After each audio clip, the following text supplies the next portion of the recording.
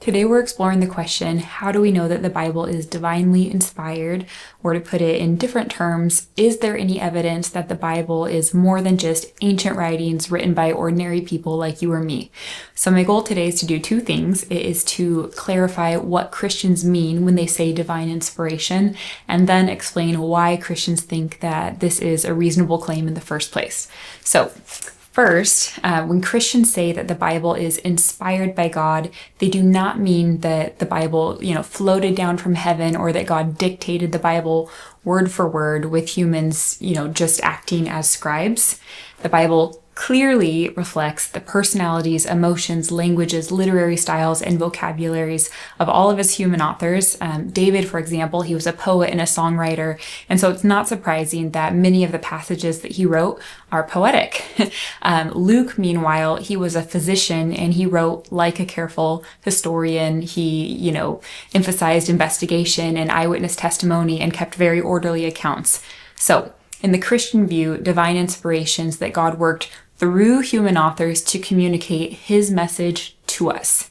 And the Bible calls this God-breathed. So one New Testament author, Paul, he wrote that all scripture is God-breathed, or Peter explained it, above all, you must understand that no prophecy of scripture came about by the prophet's own interpretation of things. For prophecy never had its origin in the human will, but prophets, though human, spoke from God as they were carried along by the Holy Spirit. Or even more personally, David said, "The Spirit of the Lord spoke through me, his word was on my tongue." So divine inspiration does mean that God is the ultimate source of the Bible, that it came from him, even though he worked through human authors. And before moving on, I think it's also helpful to say what divine inspiration does not mean. It does not mean that everything that the Bible says is meant to be read literally, or that every behavior described in the Bible is endorsed by God. So the Bible uses lots of different literary genres, including poetry and parables and hyperbole and figures of speech and observational language, and we are meant to read each type of language and each type of text accordingly. So with this definition in place, the question becomes then, why should we trust that the Bible's claim about itself is true? Because a book that claims it was divinely inspired doesn't automatically make it so.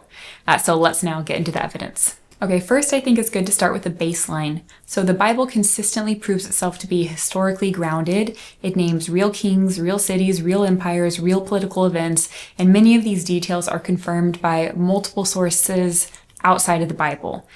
For example, people like David and Hezekiah and Nebuchadnezzar, they appear not only in scripture, but also in inscriptions and records from surrounding cultures.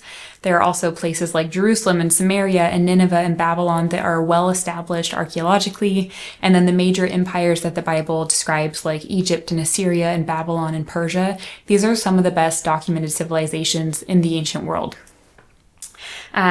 In addition to that, sometimes critics might point out that not every biblical person or event has been confirmed by archaeology, but I think it's important to remember that only a small fraction of the ancient world has been uncovered. So we also see that again and again, arguments from silence are being overturned. The Hittites, for example, they were once dismissed as fictional, but they were later discovered to be a major ancient empire. And then the same is true of figures like Belshazzar and locations like the Pool of Bethsaida with the 5 different porticos. So anyhow, none of this proves that the Bible was divinely inspired. There are lots of reliable, history books that are not inspired by God. But if Christianity is true at all, then it needs to be true at this most basic level of history. Okay, moving right along, one of the reasons that Christians point to divine inspiration is the Bible's unity across diversity. You may know that the Bible is not one book written by one author at one time. Rather, it is a library of 66 books written roughly 1,500 years apart across multiple cultures, multiple continents and languages. And its authors came from very different backgrounds, including fishermen and shepherds and kings and priests and prophets and a physician and a tax collector and so on. And yet, from beginning to end, from Genesis to Revelation, the Bible tells one unified story about who God is, what's gone wrong in the world, and then how redemption unfolds. So the different books fit together perfectly, almost like different chapters in a single book. And this kind of unity is noteworthy because if we were to ask 40 different people across centuries and cultures to write about who God is, our purpose, our morality, what happens after we die, we would be right to expect very different accounts and a lot of contradictions.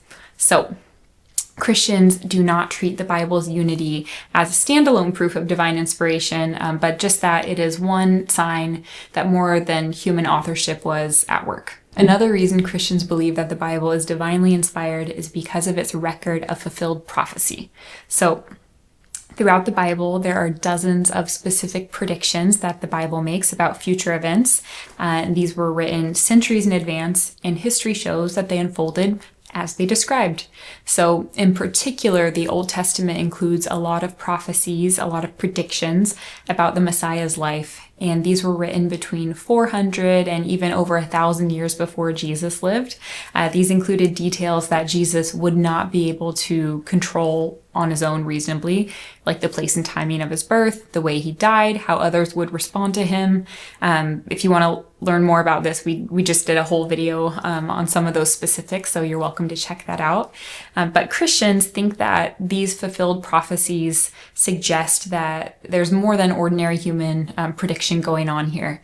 There's this mathematician, Peter Stoner, who used mathematics to illustrate how unlikely it is that fulfilled prophecies would be by chance alone. So talking about 8 prophecies related to the Messiah, he says, let us try to visualize this chance. If you mark one of 10 tickets and place all of the tickets in a hat and thoroughly stir them, and then ask a blindfolded man to draw one, his chance of getting the right ticket is 1 in 10. Suppose that we take 10 to the 17th power silver dollars and lay them on the face of Texas. They will cover all of the state 2 feet deep.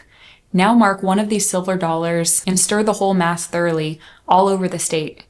Blindfold a man and tell him that he can travel as far as he wants, but he must pick up one silver dollar and say that this is the right one. What chance would he have of getting the right one?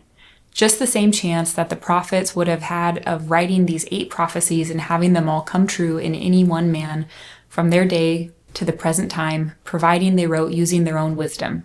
Now, these prophecies were either given by inspiration of God or the prophets just wrote them as they thought they should be. In such a case, the prophets had just one chance in 10 to the 17th power of having them come true in any man, but they all came true in Christ. This means that the fulfillment of these 8 prophecies alone proves that God inspired the writing of those prophecies to a definitiveness which lacks only one change in 10 to the 17th power of being absolute. This next reason is one that I find particularly compelling, and that's Jesus's personal relationship with Old Testament scriptures. So throughout the Gospels, Jesus treats scripture as authoritative, as the Word of God. He appeals to the scriptures in moral, theological, and historical debates, and he grounds his own identity and mission through them. In one particular debate, Jesus asks, "Have you not read what God said to you?" referring to a written passage of scripture as if God was speaking in the present. Or in another setting, Jesus grounds his moral teaching in the first book of the Bible, saying, "Haven't you read that at the beginning the Creator made them male and female?" He also insisted that not the smallest letter, not the least stroke of a pen will by any means disappear from the law until everything is accomplished. And after his resurrection, he told his disciples that everything must be fulfilled that is written about me in the law of Moses, the prophets, and the Psalms. In other words, Jesus didn't treat scripture as just symbolic or culturally flexible. He treats it as if God is speaking, and then he submits his own life and mission to it.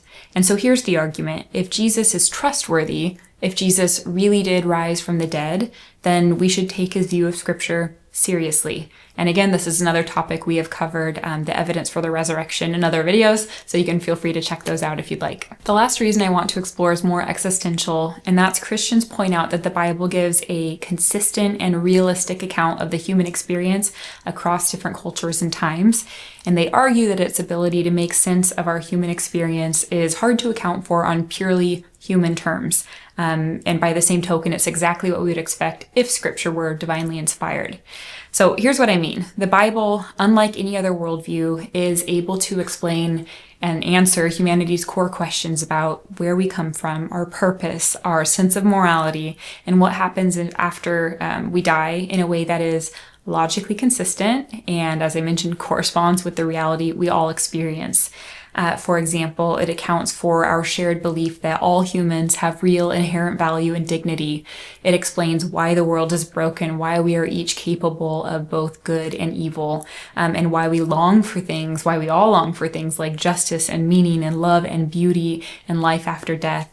When you compare this to other worldviews, they all offer explanations, but in ways that maybe feel incomplete or incoherent or just unsatisfying. Materialism, for example, the idea that only the physical world exists, it describes where we came from in biological terms, but then it struggles to account for things like objective morality, and it reduces love to chemistry and, treats some suffering as something that just happens rather than something that is objectively wrong. I like the way that C.S. Lewis just kind of talks about this. He says, if I find in myself desires which nothing in this world can satisfy, then the only logical explanation is that I was made for another world. I feel like that's worth pausing on. Okay, so putting this all together, Christians point to the Bible's grounding in real history, its unity across many authors and centuries, its fulfilled prophecy, and Jesus' own view of Scripture, as well as Scripture's resonating portrayal of the human condition, all together as evidence that point beyond mere human authorship to divine inspiration. That this is evidence that the Bible is not just ancient literature, but a way that God has chosen to speak to us. So here's the closing question for the comments, or, just for personal reflection. If the Bible really is divinely inspired, if it's not just ancient literature, if it's not just mythology, but God choosing to speak to us through people, then what would it mean not to read it just for information, but as a way God might be speaking to you personally today? That's it for this week. If you have questions about this topic or another topic related to Christianity, go ahead and put them in the comments. And if you want to see more content like this, you can subscribe, and I'll see you next week. Thanks.